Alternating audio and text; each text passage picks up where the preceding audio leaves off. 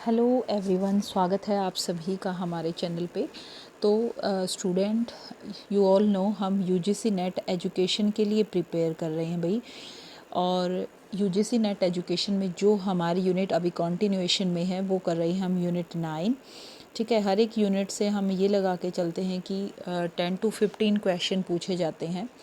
और ये कुछ यूनिट हैं जो हमारी नई ऐड हुई थी और मोस्टली जो इनमें टॉपिक हैं, जो मॉडल्स हैं, वो हमारे बिजनेस एडमिनिस्ट्रेशन से रिलेटेड हैं। तो कुछ मॉडल हम कर चुके हैं लाइक सीपीएम और पर्ट। जो नेक्स्ट हमारा रहेगा ये सिर्फ यूजीसी नेट एजुकेशन के लिए ही इम्पोर्टेंट नहीं है। कॉमर्स का जो नेट होता है कॉमर्स सब्जेक्ट में, उसमें भी ये मॉडल काफ़ी पूछे जाते हैं बिजनेस एडमिनिस्ट्रेशन वाले। तो कई सब्जेक्ट्स का अगर हम यूजीसी नेट का पेपर देखें तो उनमें ये टॉपिक दिए गए हैं। लेकिन यहाँ जो हम स्पेसिफिकली प्रिपेयर कर रहे हैं वो हमारा है यूजीसी नेट एजुकेशन। तो उसमें यूनिट 9 में नेक्स्ट टॉपिक पे हम मूव करते हैं। नेक्स्ट टॉपिक हमारा रहेगा स्वोट एनालिसिस। ठीक है, स्वोट एनालिसिस क्या होता है, सबसे तो पहले हमें ये पता होना चाहिए ये हम क्यों करते हैं। ये एक स्ट्रेटेजिक प्लानिंग और टेक्निक है जिसका यूज़ करके हम एक पर्सन को या ऑर्गेनाइजेशन को, या फिर हम ये बोले कोई पर्सन या फिर ऑर्गेनाइजेशन आइडेंटिफाई करता है कि हमारे अंदर क्या स्ट्रेंथ है, क्या हमारी वीकनेसेस हैं और क्या हमारी अपॉर्चुनिटी है। ठीक है, रिलेटेड टू बिजनेस। लेकिन यहाँ एजुकेशन के रिगार्डिंग बात हो रही है तो हम ये बोल सकते हैं रिगार्डिंग टू एजुकेशन इंस्टीट्यूशन। ठीक है, किसी प्रोजेक्ट प्लानिंग के रिगार्डिंग हम ये बोल सकते हैं। तो देखिए यहाँ से आपको क्लियर हो गया होगा कि what is the full form of स्वोट। स्वोट की फुल फॉर्म होती है स्ट्रेंथ, वीकनेस और अपॉर्चुनिटी। सॉरी, हम पेन चेंज करेंगे स्टूडेंट, ये थोड़ा सा थिक है। तो स्ट्रेंथ, वीकनेस और अपॉर्चुनिटी और टी से बनेगा हमारा थ्रेट। तो this is the full form of the स्वोट एनालिसिस। अभी हम इसके अंदर एक एक पॉइंट को क्लियर करेंगे। देखिए, कभी भी यूजीसी नेट एजुकेशन में क्वेश्चन ऐसे नहीं पूछा जाएगा कि what is the full form of स्वोट, ऐसा क्वेश्चन नहीं आता।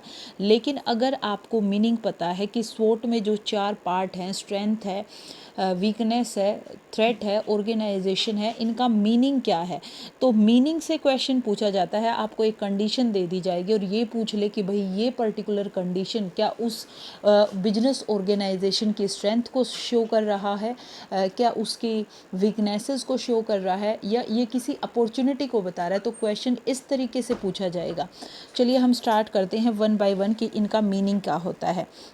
ठीक है, और थोड़ा सा बेसिक हमें ये पता होना चाहिए कि जो स्वोट होता है ना, ये it is described as the tried and true tool to strategic analysis. इसको एक ट्रू टूल माना जाता है स्ट्रेटेजिक एनालिसिस के लिए। हम इसको यूज़ करते हैं as a guide and technique for assessing the performance. हम असेस करते हैं परफॉर्मेंस, कंपटीशन, रिस्क और पोटेंशियल ऑफ आवर बिजनेस और we can say of our educational institution. भाई इसी स्वोट एनालिसिस का यूज़ करके ना हम ये पता लगाते हैं, ये एक टेक्निक है, फिर या कह दे इवैल्यूएशन टेक्निक है, जिससे हम असेस कर रहे हैं अपने बिजनेस की या अपने एजुकेशनल इंस्टीट्यूट की कि क्या उसकी परफॉर्मेंस है, क्या मतलब क्या हमारी स्ट्रेंथ है एजुकेशन इंस्टीट्यूशन की जो उसको सबसे अलग दिखा रही हैं। ठीक है, क्या कंपटीशन है, तो अपॉर्चुनिटी हमारे लिए क्या आ सकती हैं, और क्या हमारे एजुकेशनल इंस्टीट्यूशन को थ्रेट हो सकता है। तो स्वोट एनालिसिस से हम ये सारी चीज़ें मेज़र करते हैं। अब वन बाय वन हम स्टडी करते हैं। एक्रोनिम मैंने आपको बता दिया, 4 पैरामीटर पे ये बेस्ड है, स्ट्रेंथ पे, वीकनेस पे, अपॉर्चुनिटीज़ पे और थ्रेट पे। अब देखिए, सबसे पहला पॉइंट हम स्ट्रेंथ डिस्कस करते हैं। स्ट्रेंथ क्या होता है? Strength, these are the characteristic of an educational institution, या फिर हम बोल लें of a project that place the business, या फिर that place the educational institution at a advantage relative to other. मतलब हमारा जो प्रोजेक्ट है, जो एजुकेशनल इंस्टीट्यूशन है, उसके वो कैरेक्टरिस्टिक जो उसको एडवांटेज देते हैं, दूसरों से अलग बनाते हैं, वो उसकी स्ट्रेंथ है। जैसे किसी के अंदर सेल्फ कॉन्फिडेंस है, भाई मेरे अंदर सेल्फ कॉन्फिडेंस है कि मैं किसी को भी फेस कर सकती हूँ, तो वो सेल्फ कॉन्फिडेंस मेरा क्या हुआ, मेरी स्ट्रेंथ हुई। ठीक है, तो इसी तरह एक बिजनेस ऑर्गेनाइजेशन की, एक एजुकेशनल इंस्टीट्यूशन की अगर कोई ऐसा कैरेक्टरिस्टिक है जो उसको दूसरों से अलग बना रहा है तो वो उसकी स्ट्रेंथ है, ठीक है। सेकंड हम बात करते हैं वीकनेस की। वीकनेस होती है कि किसी की कोई कमी, अगर मैं किसी के आगे शाई करती हूँ, मेरे अंदर सेल्फ कॉन्फिडेंस नहीं है, तो ये मेरी क्या है, ये मेरी वीकनेस है। इसी तरह कोई जो प्रोजेक्ट होगा या कोई एजुकेशनल इंस्टीट्यूशन होगा, उसकी कुछ ऐसे कैरेक्टरिस्टिक जो उसको डिसएडवांटेज पे ले जाते हैं, किसके कंपैरिजन में, दूसरों के कंपैरिजन में, वो उसकी क्या है, वीकनेसेस हैं, ठीक है। कहाँ पर हम पीछे हैं, कहाँ हम लाए कर रहे हैं, कौन सी गड़बड़ हमारे अंदर है, क्या हमारे अंदर कमी है, तो ये हमारी क्या है, वीकनेसेस हैं। नेक्स्ट मूव करते हैं हम थ्रेट पे। थ्रेट क्या होता है भाई, ये वो एलिमेंट होते हैं एनवायरनमेंट के अंदर हमारे आसपास that could cause trouble for our educational project, for our business.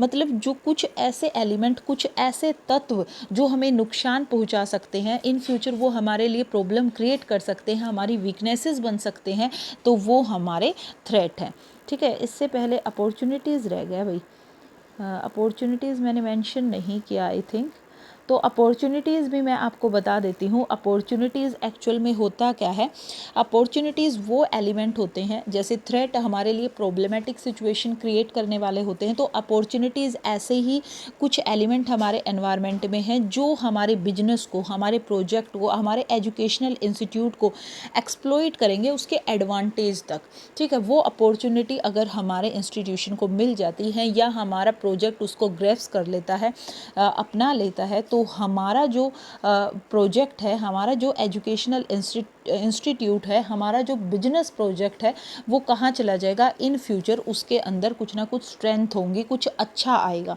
तो वो उसके लिए अपॉर्चुनिटीज़ का काम करता है। अब देखो इसमें दो चीज़ हैं, ये क्वेश्चन पूछ लिया जाता है कि किसी की कोई स्ट्रेंथ और वीकनेस है ना, तो वो उसके प्रेजेंट में है, ठीक है, ये प्रेजेंट में होते हैं दोनों एलिमेंट हमारे, और जो अपॉर्चुनिटीज़ और थ्रेट हैं ये हमारे फ्यूचर को, फ्यूचर पर्सपेक्टिव से हम इनको देखते हैं।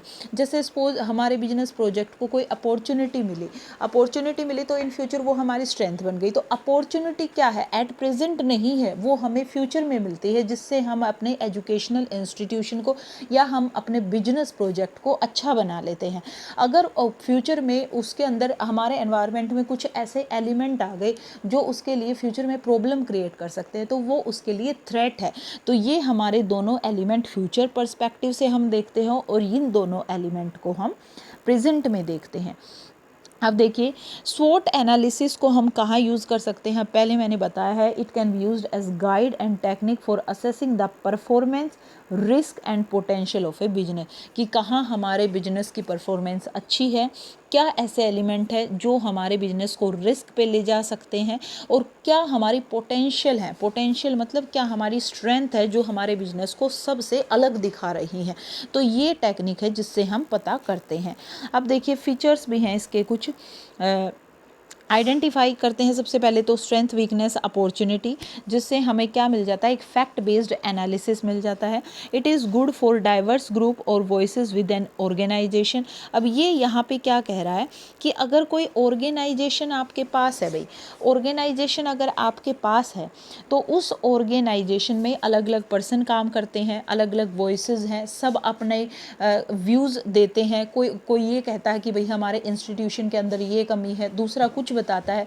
तो ये एक टेक्निक है जिससे हमें पता चल जाता है कि हमारे इंस्टीट्यूशन के अंदर क्या कमी है और उन कमियों को हम कैसे रिमूव कर सकते हैं, ठीक है। It work best when diverse group और voices within an organisation. क्यों होता है ऐसा, उनको फ्री कर, और ऐसा कब होता है जब उनको फ्री कर दिया जाए, वो कि वो रियलिस्टिक डाटा दें हमें। ऐसा नहीं है कि जो प्रिस्क्राइब्ड मैसेजिंग है वो उन्हीं चीज़ों को बोले ना हमारा तो इंस्टीट्यूशन अच्छा है, जबकि उनको पता है कि हमारे इंस्टीट्यूशन के अंदर कमियां क्या है, लेकिन फिर भी वो एक प्रिस्क्राइब्ड मैसेज जो बना हुआ है ना कि नहीं हमारा तो इंस्टीट्यूशन अच्छा, वो उसको बोल रहे हैं नहीं, अगर वो ऐसा करेंगे तो उनका इंस्टीट्यूशन कहीं ना कहीं पीछे जा रहा है। तो वो उन वॉइसेस को जब हम उठाएंगे, एक फैक्ट बेस्ड डाटा वो हमें देंगे कि ये हमारे अंदर कमी है, ये हमारी स्ट्रेंथ है, तभी हम एक फैक्ट बेस्ड एनालिसिस कर पाएंगे, ठीक है। तो ये हमारा स्वॉट एनालिसिस था। आशा करती हूँ सभी को समझ आया होगा। टॉपिक काफ़ी इजी है, अभी भी मैं बता रही हूँ, कोई फुल फॉर्म बेस्ड क्वेश्चन आपसे नहीं पूछा जाएगा, कॉमन सेंस बेस्ड क्वेश्चन पूछा जाएगा, और वो तब आप आंसर कर पाएंगे जब आप इसको अच्छे से समझेंगे, ठीक है। तो चलिए नेक्स्ट वीडियो में जो नेक्स्ट टॉपिक हमारा रहेगा वो रहेगा साइंटिफिक मैनेजमेंट, जो कि टेलर ने दिया था। वीडियो को यहीं ऑफ करते हैं। अगर किसी को भी कोई क्वेरी है तो आप कमेंट बॉक्स में डाल सकते हैं। Definitely I will solve your problem. अगर वीडियो आपको अच्छी लगती है तो वीडियो को लाइक करें, शेयर करें और चैनल को सब्सक्राइब करें। Thank you everyone.